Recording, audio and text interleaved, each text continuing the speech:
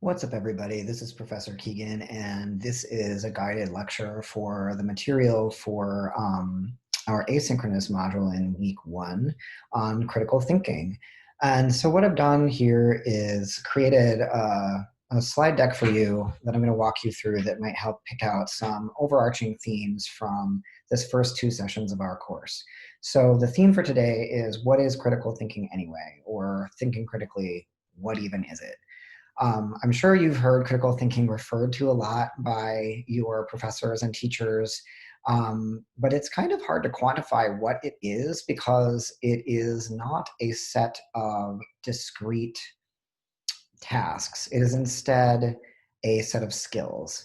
And it's sometimes hard to know when we're acquiring these skills because often when we're thinking critically, we often feel a lack of mastery or control. We don't know what we're doing.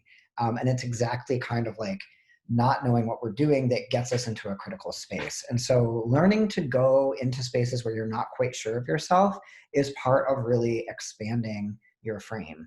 So I'll talk a bit about that in this video, and then you should be getting ready to write your first reading journal, which should be due in Blackboard under that reading journal assignment tab in the week 1 area of the course. That's due Sunday evening by 11:59. So just a few thoughts about thinking critically. One of the first questions we might be asking ourselves is like, what does it mean to think critically? I keep getting told to do it, but I never am really quite sure what it is. So instead of thinking of critical thinking as a noun or like as a step-by-step thing you can carry out functionally, I'd like you to think of it as a skill set. And a lot of those skills have to do with moving yourself into more abstract and complex types of thinking, and away from more kind of discrete and outcome-based types of thinking. I wanted to kind of direct you over to the introduction to your the main course text, which is called Thinking Critically, Challenging Cultural Myths, because this piece does talk about the kind of bait and switch experience of going through kind of like K through 12 education, which is very much designed to train you into not thinking critically and designed to kind of get you thinking about like facts are self-evident and there are simple either or truths in the world and every situation has 2 sides, right? All of this kind of simplification that then in college we kind of ask you to throw away, and it can be very disorienting. So there are some critical skills we're going to be working on in class, and you'll notice that a lot of these mean kind of being at sea or not quite sure what is true. And that is actually perfectly fine because it turns out there are many situations in which there isn't simply one right answer, or there is no correct answer. There's only a process of working through the effects of our choices. So some fundamental critical skills here that this reading lays out that we're going to be working on together. One, learning to ask effective questions, which I've subtitled here, What Do I Need to Know and How Do I Find Out? You can ask any question in the world, but not all questions lead to rich answers, right? So questioning is often a trial and error process by which we formulate hypotheses in order to get maybe the effect we think that will be generated, but sometimes we get a different effect, right? So understanding the relationship between question and answer and how one leads to the other is a key skill here. 2, the ability to analyze competing or contradictory truths. So how do I know which claim in any situation is most supportable and when, right? So truth is contextual, and we're going to be dealing with a lot of situations and scenarios in this class where different groups of people are saying one thing or another is true. Or maybe there are truths on both sides. And how do you balance those truths? How do you recognize and respect those truths, particularly if they compete or conflict with one another? That is a critical thinking skill. 3, understanding how things work in relation to one another, or how does this system work and how does it affect different groups? Learning to think about systems logics, like how do causes lead to effects, and then can we hypothesize what a certain cause will lead to based on our knowledge of prior systems is something we're going to be working a lot on. So whether it's systems like settler colonialism or structural racism or other systems like ableism or heteronormativity that are set up in our culture to defend certain kinds of norms and stigmatize other kinds of bodies, behaviors, populations, right? Understanding how those systems create effects for people differentially is really important. 4, understanding that there are no universal or static meanings, or what is the relevant context. I think in these kinds of interdisciplinary courses where we're talking about the intersection of social sciences and humanities, we're dealing with an interpretive context, meaning we're not going to be memorizing numbers or dates, right? Instead, we're dealing with a situation in which many people take different meanings away from a shared situation. And whose context matters the most? Or how do we take into account multiple contexts at the same time is a skill that we'll be working on when we look at these issues. And 5, a commitment to dialogue and debate rather than simple answers. Or what do others think and why is this important or not? We are revisiting a lot of things in American history that we used to think were not questioned, right? Or not questionable. We're constantly going back and reinvestigating the past and the past of our nation to dialogue and debate over the fundamental truths of our culture. And that's an open-ended process. So that's an ongoing discussion. It's not fixed. Even if like you were taught America's the best place on earth and the best country ever, and everything we do is great, which is a discourse or ideology of what we would call American exceptionalism. When you get into more advanced thinking, a lot of those claims really do fall apart under the weight of scrutiny. So rather than saying America has a fixed identity in the world, or that we have fixed roles within American culture, we're committed to a more open-ended discussion about the shifting meaning of these things. So these are some of the skills we're going to be working on in class. Of course, anytime we are thinking critically, ethics comes into play. And so I wanted to spend just a little time talking about what ethics is and kind of talk about some systems for applying ethical reasoning to situations. So ethics is a branch of philosophy having to do with systematizing good and harm, meaning that it's generally concerned with how to live in a manner that is good. And then a larger, kind of at the individual level, and then a larger discussion about how do we collectivize those ideas to talk about what sort of society is ideal.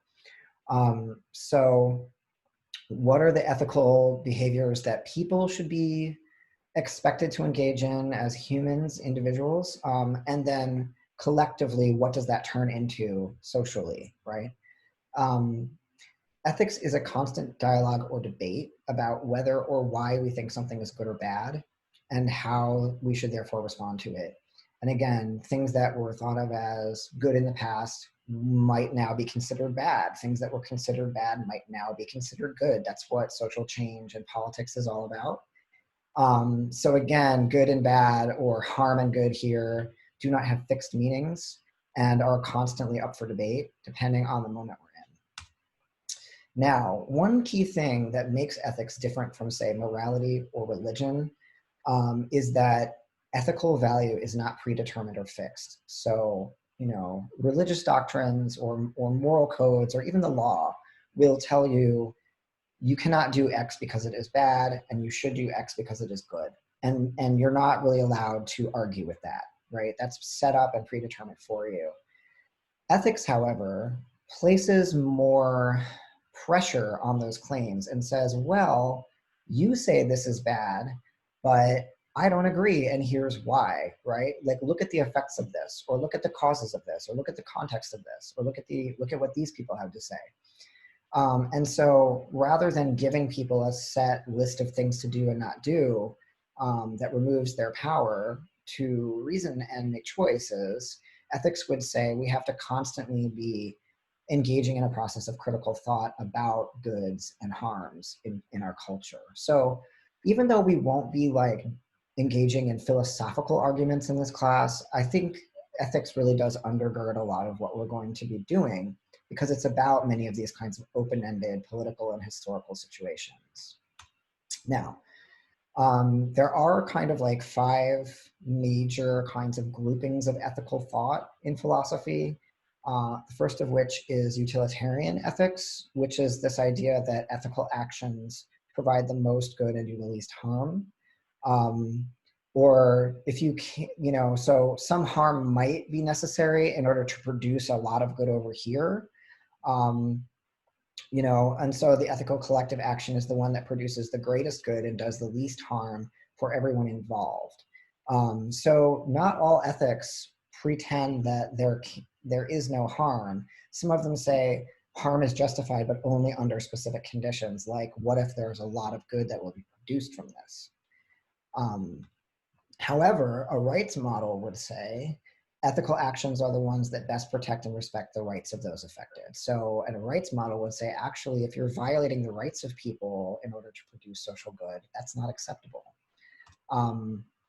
So this starts from the belief that humans have dignity based on human nature, or their ability to choose freely what to do, right? And so on that basis, they have the right to be treated as ends and not merely as means to someone else's ends. And you might recognize this if you've studied Kantian ethics at all. So right away, we have 2 systems that disagree about whether or not harm is permissible and under what context.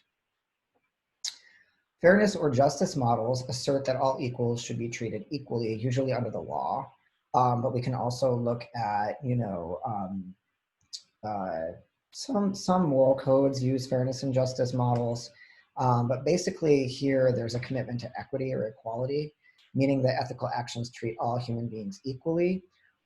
Or if there is any inequality, then fairly, at least based on a defensible standard. So you could say, well, we live in a culture where all US citizens have rights guaranteed to them under the Constitution equally, unless they commit a felony. And in that case, in many states, your voting rights are removed. Well, fairness or justice model arguing for that position would say, well, yes, there's inequality, but it's defensible to remove certain people's rights to politically represent themselves if they violate certain laws. So you can see how here there's an appeal to equality, but there are carve-outs based on defensible standards of fairness. Then there are common good models that are really more about collectivity, where life and community is asserted as a good in itself and action should contribute to that life. So you can think about a lot of groups that are working on climate change or environmental degradation, pollution, would be arguing that, like, sure, people in the US aren't going to be the ones to directly suffer as much from climate change as, say, people in Latin America or Africa. But that's still bad because we all share the same planet, and you can't just create harm in a closed environment and expect that not to have bad ethical consequences. So this system calls attention to common conditions that are important to the welfare of everybody. When we get to the Flint water crisis, you could say, well, poisoning the water in a community is bad collectively for everybody because everybody needs to drink water, right? So a common condition is being ethically impacted there in a way that would maybe violate a common good approach. And virtue asserts that ethical actions ought to be consistent with ideal virtues that provide for the full development of humanity, like honesty, justice, you think about the GVSU academic integrity policy is kind of a virtue policy, right? Like good students don't cheat, and cheating violates the virtue ethics of a collegiate environment, right? So virtue ethics asks, what kind of person will I become if I do this? Or is this action consistent with my acting at my best? So these systems are 5 that I've laid out for you, and they're included in that ethical reasoning handout as well, are different ways to enter into the problem of critical thinking and give us kind of like the most maybe classic ways of approaching problems from a philosophical perspective. And again, not every ethical system is appropriate for every situation.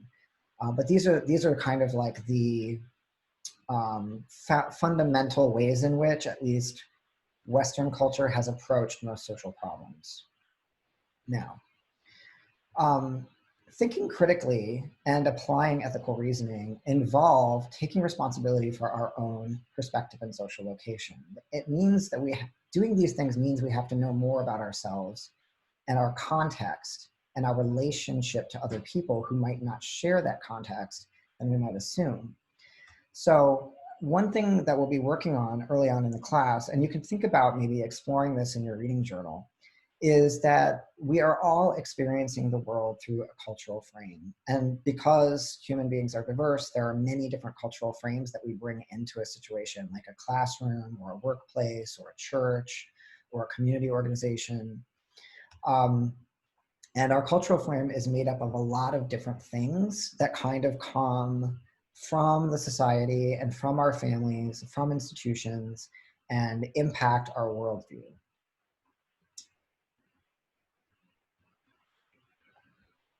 So in this little chart I've just put up, we have like core things about us that we cannot change necessarily, that are kind of dictated by the circumstances of our bodies and how we come into the world, like age, gender, identity, race, ethnicity, sexual orientation, and ability status.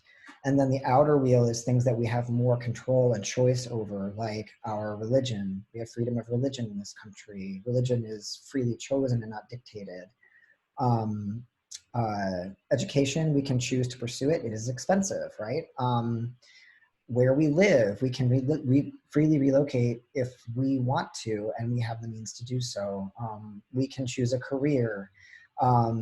We can, in some cases, we have marginal control over our economic status, although that does feel more and more like it's moving into that core blue circle where people really have a lot of problems moving between socioeconomic classes in our current moment. So there are things that are more fixed and things that are more choice-based.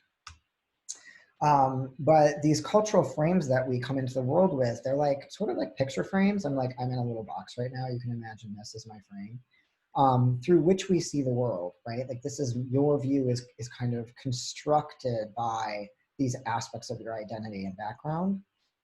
And those frames filter our experience and define the boundaries of what we might think is true about the world, right? And so a key point in any course on diversity is to start getting a handle on, why do I think what I think? Who do I think I am in relation to other people? And how did I come to be where I am or where I'm starting from? Our frames vary depending on where and how we were raised, cultures and identities. And the cultural myths that we're raised with construct and reinforce these frames, like stories we've been conditioned to believe in by the history we've been taught, by dominant institutions in our culture, by our families of origin, and also the cultural traditions in the communities where we grew up. So one problem with critical thinking is that it asks us to develop a way of getting outside of our own frame, or at least becoming accountable for the frame that we bring into any situation. The more that we accept our frames and the myths of our original cultures as self-evident, as simply being and not being constructed by other factors, the harder it's going to be for us to think critically or reason ethically, because both of those processes require us to distance ourselves in some regard from our own perceived truths in order to take in new information and new perspectives. So part of the early part of this class is just getting a handle on where do we come from? Who are we? Why do we think about the world the way that we do? And how is that in many ways very incomplete account? So just to practice a bit, there are dominant frames in our culture that are widely shared and show up everywhere and kind of construct these what we would call norms, or ways in which normativity or normalness is constructed. So a real easy way to explore this is to play around with Google, because algorithmic data really does show you kind of dominant patterns in thought What are the major dominant associational logics between, say, words and pictures in our culture? So one thing I wanted to quickly do is just Google image search the words American family and see what comes up under the image function. And so I'm going to do this for you. And as I take this step, I'd like you to think about two questions. First of all, what kinds of stories or myths do we see here about the frame American or American family? And two, how do these images reflect cultural myths about who is like really American or who the actual Americans are, the normal Americans? So what I'm going to do is go over to Google and we're going to put in American family and see what we get. Okay. And so this will take us, if I go to images, this will take us to the images most associated with this Google search. And it also gives us secondary words that people tend to Google in combination with American family, like 1950s, the period when the sort of classic American nuclear family first came into being was less than a century ago. So it's a very new formation. And the 50s are still there as something people Google a lot. Traditional American family, modern American family, typical American family, white American family, happy American family. I think some of these words start to give us a flavor of some of the ways in which the American family is packaged in our culture as happy, as typical, as white, as traditional, right? If we look at the images, we do see some diversity. We see some actual representations of same-sex families, which is something that is very new in this search. I do this search every time I teach this class, and that's the first time I've ever seen a gay couple, gay or lesbian couple come up in the top line of this search. That should tell you a lot about changes in people's thinking, maybe post marriage equality becoming constitutionally protected in the United States 5 years ago, right? Like that's a new, it took 5 years for that to start popping up, but it's there. However, we do see some racial diversity. We do see some representation of extended families with grandparents included, right? But by and large, these families are, I would say, reproductive, meaning we don't see childless adults who are partnered. The family still seems to be very much about children in our culture, even though not everyone has children. Aren't those people still families?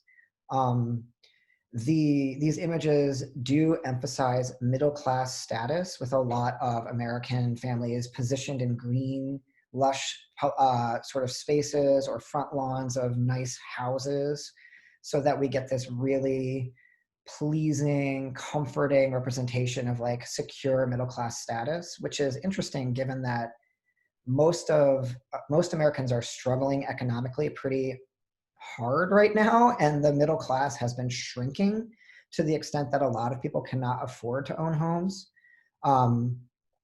We could say that a lot of these images are patriotic, so good or like typical or traditional American families are happy to be American. And a lot of these families are straight.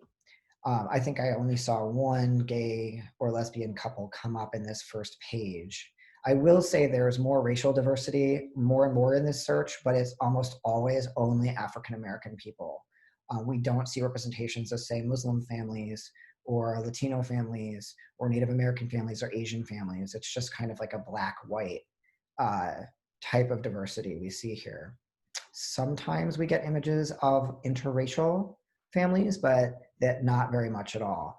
And not very many Americans marry outside their racial category.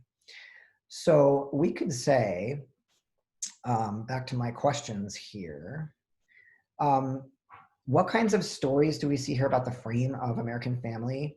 And how do these images reflect cultural myths about who is really American? I think despite the addition of a few interesting outliers like a lesbian couple, a couple of pictures that included grandparents, and a couple of one picture had an interracial couple, the American family remains, when it's dominantly framed, heterosexual, white, middle class, and reproductive, meaning children. And that's very much a model of family that comes out of the 1950s and the post-World War II era. And that period of American history is very connected to racial politics as well, that we'll talk about next week. So thinking about how dominant frames structure kind of like who counts as normal and who doesn't, who belongs in America and who doesn't, who gets represented and who doesn't, is, I think, really key to thinking about how dominant frames work. So this is something that you could kind of do in your reading journal a little as an idea to get started this weekend as you work on this assignment for Sunday evening. But, you know, what are the ways in which coming to college and engaging in college level inquiry and community helps you to begin to understand your own cultural frame and how you acquired it? And how is that a crucial starting point for your own critical thinking skills? You could ask yourself questions for which the answers seem self-evident, or maybe you've been taught not to ask, like, where did you grow up and why? And why did you grow up there and not somewhere else? Like, how did the people who created you end up here?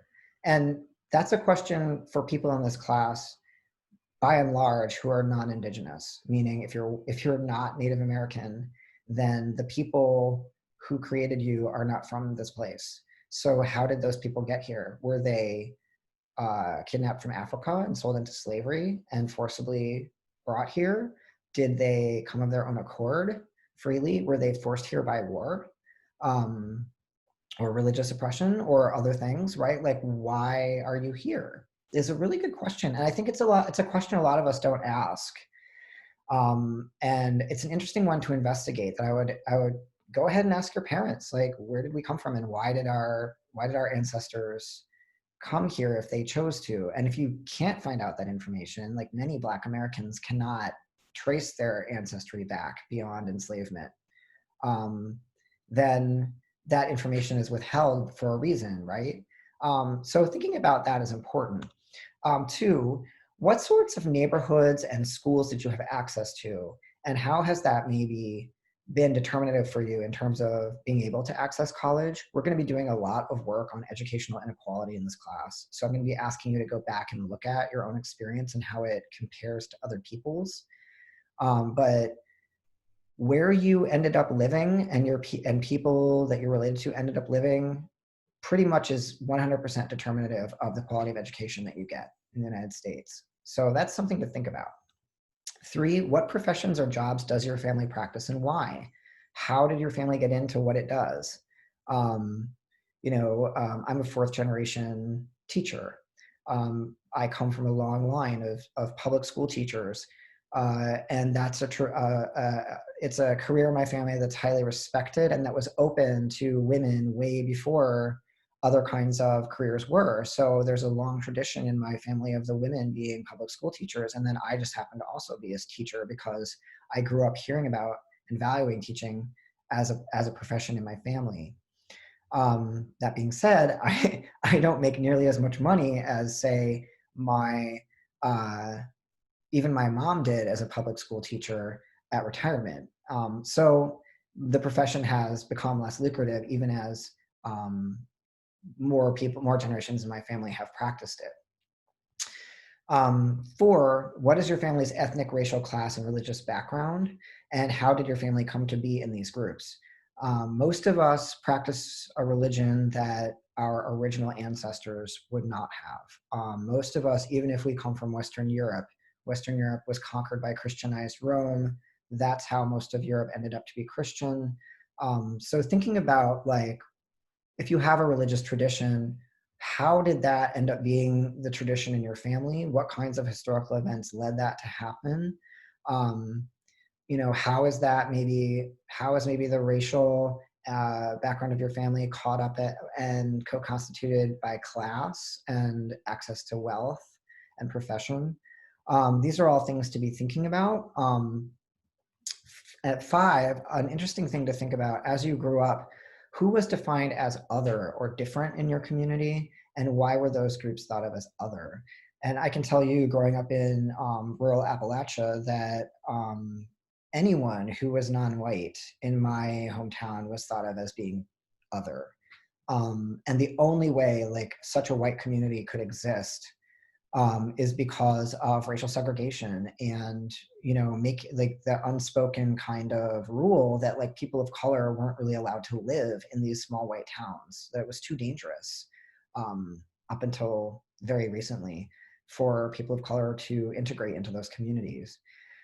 So doing a little work thinking about any of these questions, you're welcome to maybe explore this in your reading journal, but these are jumping off points for starting to investigate how our own personal history falls into and interfaces with the larger history of the United States. So I will leave it there. And I look forward to meeting you for our synchronous session next week. Have a great weekend, and I'll talk to you later.